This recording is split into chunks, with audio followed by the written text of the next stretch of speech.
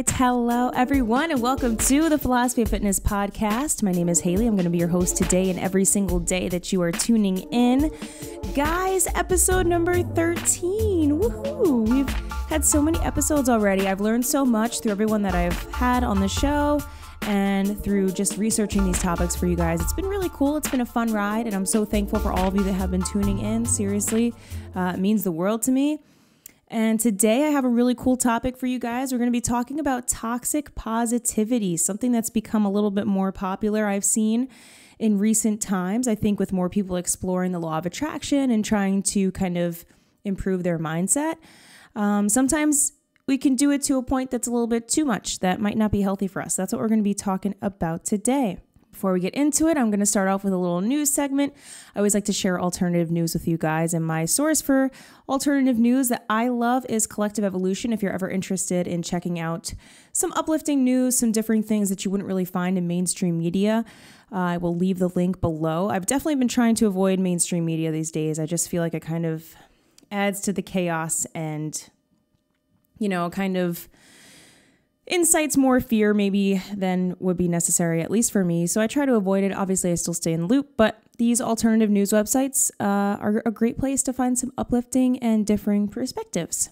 So article that I found today is that global chaos is the needed catalyst to evolve consciousness. So this is kind of like a hot take. So we're going to be examining what's kind of being outlaid here. So basically, the global chaos ensuing with COVID-19 is pushing humanity to ask deep questions and understand deep truths about our world. And it's also pushing us to reimagine our reality, according to this article.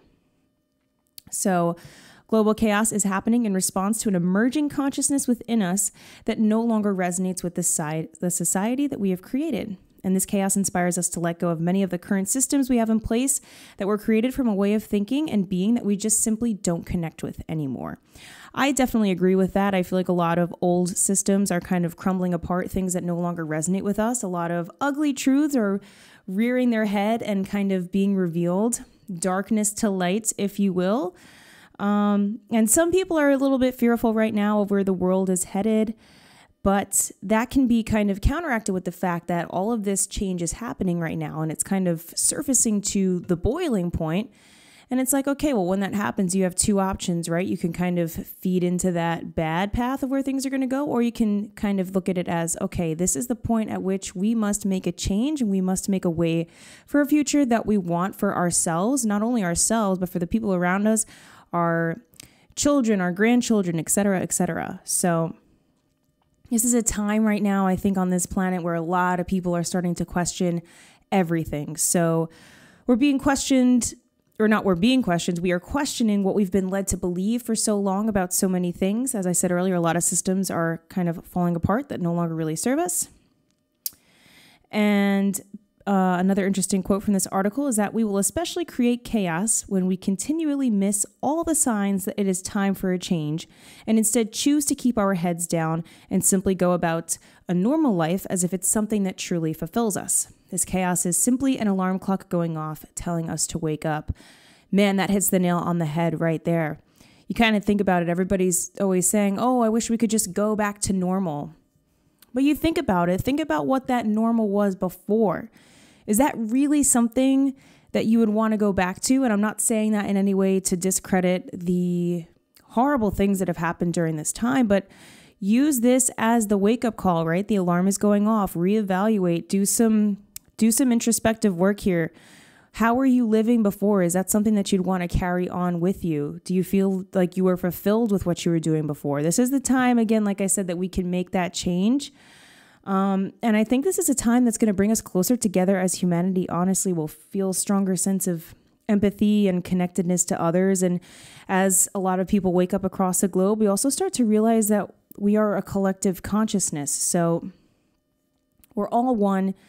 And I do personally agree with this. I think that it's a nice spin on what's happening. And I think that a lot of times, at least in my life, and I think in a lot of people's lives, when you've had your hardest moments, when you've been dealt your worst deck of cards, like with anything that goes on. You have some of these really tough formative shaping experiences. Those are the things that are going to make you who you are and push you to who you're meant to be. So I think as much as this sucks right now, it's kind of a necessary growing pain as humanity to wake up, to be like, this ain't it. There's a lot of stuff that's going on that's not cool. And we need to, pave the way forward in the way that we want. And this is our time really to do that. So I would be very curious to hear what you guys think about this. You can drop me a comment below if you're watching this on YouTube. If you're listening to the podcast, I also have a video version of the podcast you can find on YouTube. I'll link a link to that in the description. All right, so diving into today's topic, toxic positivity.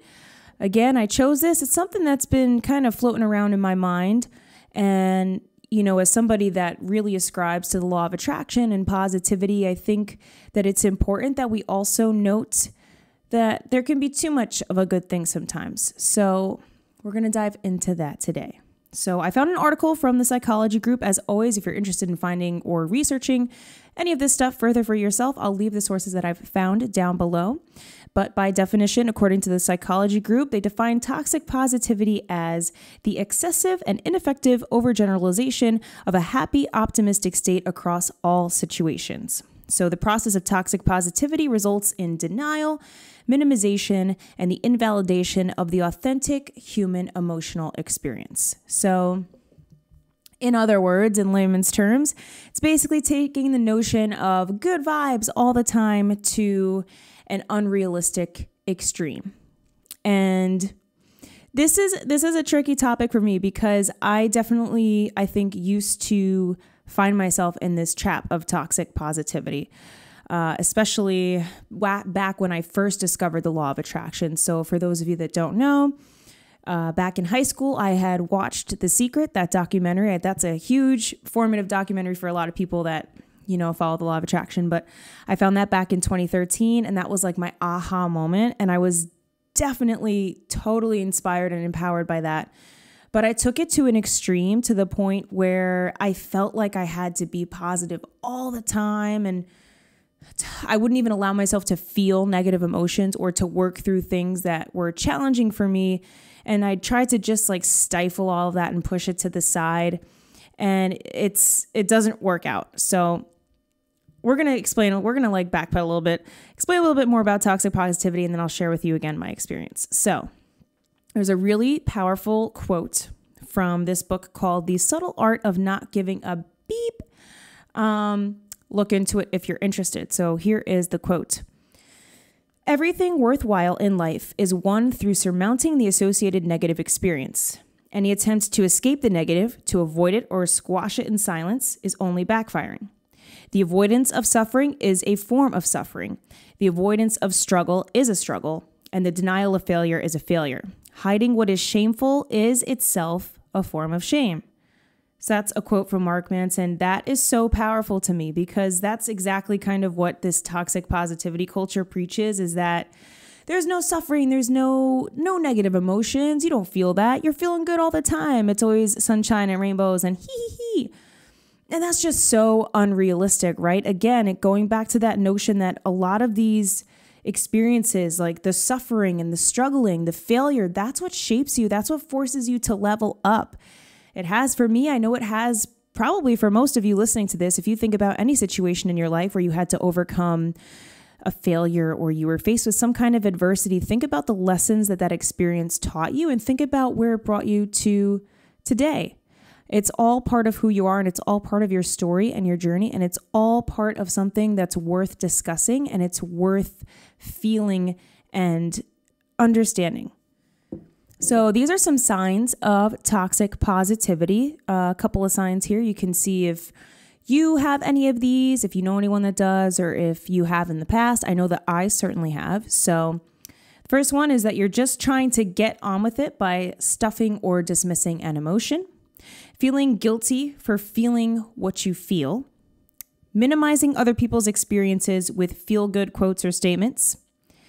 Trying to give someone perspective, saying like it could be worse instead of validating their experience and their emotions. shaming or chastising others for expressing frustration or anything other than positivity, and brushing things off that are bothering you with, it is what it is. Now, I can tell you for a fact, I have definitely done a lot of these things. And I think it's hard at first, especially when you're first really discovering the law of attraction. You get stuck in this trap of thinking that you have to be like on all the time, if that makes sense. You have to be positive all the time. And like I said, back when I first discovered it, I felt like I wasn't even allowed to feel any semblance of a negative emotion. I just would throw it away. I would try to like push it out of my mind. And you know, it really honestly is kind of like a Band-Aid approach. I almost think of it as if you were to have a balloon and you have a little air tank that you're filling the balloon with. And think of the air as your emotions. You have all of these emotions like building up and you try to just like suppress them and push them away. It's like putting more air into that balloon until one point when there's just too much air in there, there's too much suppressed emotion. It's going to burst and it's going to end in like a blowout. And that's been my experience with it, is that if I'm feeling really stressed, I don't even, at least back when I first discovered the law of attraction, I wouldn't even allow myself to feel stressed because I'm like, I can't do that. That's not who I am. That's not what I'm about. And then it's almost like it's too late until you realize like, wow, you know, I'm really stressed or I'm really going through it right now. But I think what's important to note is that, you know, that's a part of the human experience, right? We weren't made to just not feel any of those emotions. I mean, we were made to feel a range of emotions. And part of that is all the good stuff, all of the positive things that we feel. And part of that too is some of the darker stuff that we feel and that we go through sometimes. And it's important to note that those feelings are valid and that it is worth exploring them and working through them, because you're only going to be really kind of being your own worst enemy if you're trying to push them away and feel good all the time. So another way that it can be characterized is a disconnect from your true feelings and also a lack of empathy. So again, it's a slippery slope. Sometimes we don't want to empathize with others if they're going through a hard time and you try to just kind of block out that negative emotion.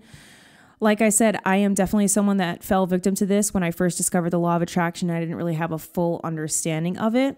And like I said, I kind of just tried to block out all of those negative emotions. I would only allow myself to feel positive emotions. And it's no bueno. And another quote here from this article: to force a positive outlook on pain is to encourage a person to keep silent about their struggles, when really we should be doing just the opposite. So again, it's kind of that notion of like when someone says, oh, I'm fine. And you know they're not fine, right? It's like, okay, there's something more there.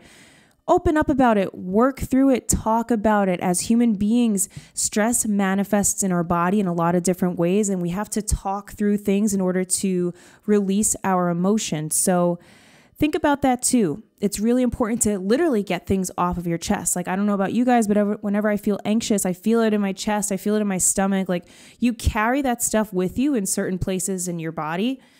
And on a more spiritual note, a lot of people think that those are aligned with your chakras, what kind of emotions you feel related to what kinds of things you need to work through. But yeah, stress is scientifically proven to manifest in the body. And if you're keeping things bottled up, it's not healthy for you. So the energy source of shame is silence, secrecy, and judgment. So think about how low vibrational those emotions are. Those are some very negative emotions that we experience. But in other words, where there is hiding, secrets, and denial, shame is usually in the driver's seat. So again, if you're bottling things up, you're keeping them to yourself, you are holding on to that weight. You can almost think of it as like holding on to a heavy suitcase or a heavy backpack, and you're just carrying that burden around with you. Whereas if you were to talk about your emotions, you were to talk through it with somebody or work through it, it's like you're taking that backpack off and you're, alleviating yourself of it a little bit. You're literally taking it off of you. So toxic positivity and suppressed emotions really go hand in hand. It's basically kind of the whole notion behind it. And there was a really interesting study that I found in this article. So I'm going to share that with you guys now. Again, if you want to read more about this, I will leave the link below. Full credit to the psychology group for this information. So in one study, for example, research participants were divided into two groups and shown disturbing medical procedure films while their stress responses were measured. So they measured their heart rate, pupil dilation, sweat production, all that kind of stuff, to ways that we typically physically manifest stress. So one group was asked to watch the videos while letting their emotions show, whereas the second group of subjects were asked to watch the films and act as if nothing was bothering them. And guess what? The participants who suppressed their emotion, aka they acted like nothing was wrong, had significantly more physiological arousal, and the emotion suppressors may have appeared cool and calm, but on the inside, the stress was erupting. So there is the proof in the pudding. You might think that you're all cool and collected on the outside, and it may appear that way, and you may even think of yourself that way, but subconsciously what's going on deeper down, you're still experiencing that. You're still human. You're still allowed to have that experience. And if you don't work through it, you're just going to be stuck holding onto it. So having a broad range of emotions and expressing how we feel is actually good for our stress levels. Again, that's how we get things off our chest. We work through them, we talk through those emotions, and we think about them. That's a lot of what shadow work is too. If you guys are interested in an episode on shadow work, I'd love to delve into that. But yeah, it kind of goes along with the notion of totally counteracting toxic positivity. So shadow work is looking at those negative emotions, working through them, those ugly parts of yourself, those truths about yourself that maybe you don't want to face, but you got to work through. So again, a big part of raising your vibration and doing the inner work is not dismissing these emotions, but rather sitting with them and working through them. So again, it all goes back to that idea of if you're not working through them and you're just carrying that weight, you're doing yourself a world of harm, even though you might think you're doing more good by putting on that happy face all the time. In other words, it's okay not to be okay all the time. It's actually way more profound to be self-aware of when you're not okay. So just going back to my experience with this a little bit, I had talked about this on a previous podcast episode with my friend Max. We both talked about our experience on reality TV. If you're interested in checking that out, I'll leave a link to it as well. But when I first discovered the law of attraction and manifesting, I was so obsessive over it that I wouldn't even allow myself to feel anything. If something was stressing me out, if I was anxious, whatever, I would suppress that emotion right away. And it became almost like this oppressive thing that I felt like I just had to be positive all the time and had to be manifesting all the time and had to think happy thoughts all the time. And it became really hard to keep up with that expectation that I had for myself. So if there's anything that I want you guys to take away from this, it's that it's really important for us as humans to verbalize our emotions and communicate them so that we don't store them in our bodies. Again, stress always manifests in our bodies in a lot of different ways. Everybody kind of manifests it differently, and it will appear differently for different people. But just know that every emotion is valid, and it's important to experience and work through every emotion. Now, don't get this twisted. This isn't to say that you should be a negative Nelly, that you should be dwelling on all of the negative things that have happened to you and thinking about that all the time and, not allowing yourself to feel positive things. It's actually quite the opposite. It's just kind of acknowledging that life is ebbs and flows. It's a yin and yang. There's both sides. There's darkness, there's light. But when we have those darker moments, those are the formative experiences that shape us, that help us to become who we are. That's when we learn a lot of lessons. And that's what kind of helps us align more with our passion, with our purpose, with our higher selves. So that's really the main takeaway, guys. Toxic positivity, it's a slippery slope. It's really easy to fall into. I definitely have fallen into it. But just remember, don't take this as, oh, I can't be positive anymore. I don't want you guys to misconstrue that, because I know it might be a little kind of tricky to comprehend, where it's like, oh, well, I'm not allowed to be positive, then what's the law of attraction for? It's definitely not like that. It's basically just the idea that we shouldn't be suppressing our emotions. We shouldn't be trying to hide things away and say we're fine when we're not. So that is all I have for you today, guys. If you enjoyed this podcast, please leave a like. If you're listening to this on any streaming services, leave a review. Let me know how you enjoyed it. I hope this had some value for you.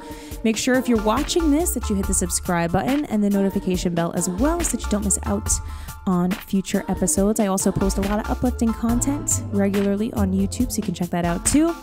Without further ado, I hope you guys have the absolute most amazing day, week, month, year. And that is all I have for you today. Adios.